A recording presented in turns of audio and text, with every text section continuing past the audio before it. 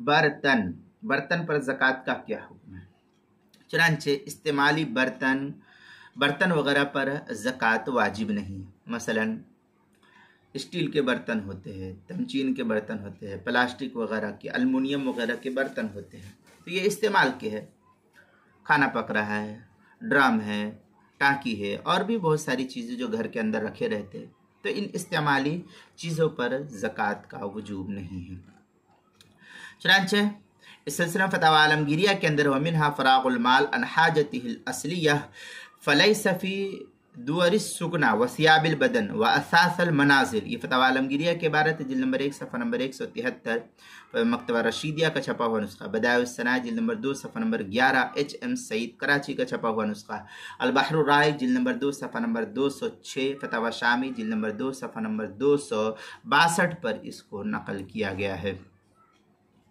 दूसरी सूरत यह कि अलबत्ता तिजारत की नीयत से लिए गए बर्तन पर ज़कात वाजिब होगी अगर निसाब के बराबर है।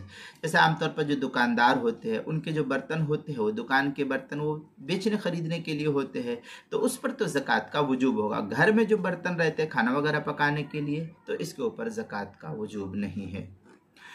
चुनांचे फतवा आलमगीरिया में है अज़्ज़कात वाजिबतुन फ़ी उरूज़ तिजारा काइनतुन मा कानत इदा बलगत क़ीमतुहा निसाबन। ये फतवा आलमगीरिया की इबारत है, जिल्द नंबर 1 सफ़ा नंबर 179, मकतबा बलूचिस्तान बुक डिपो देवबंद पाकिस्तान बलूचिस्तान का छपा हुआ नुस्खा है। ये अल बहरुर राइक जिल्द नंबर 2 सफ़ा नंबर 228 जो HM सईद कराची पाकिस्तान का छपा हुआ नुस्खा, बदाउस्सना जिल्द नंबर 2 सफ़ा नंबर 20, फतवा शामी जिल्द नंबर 2 सफ़ा नंबर 298, फतवा तातारखानिया जिल्द नंबर 2 सफ़ा नंबर 237 पर इसको नकल किया है।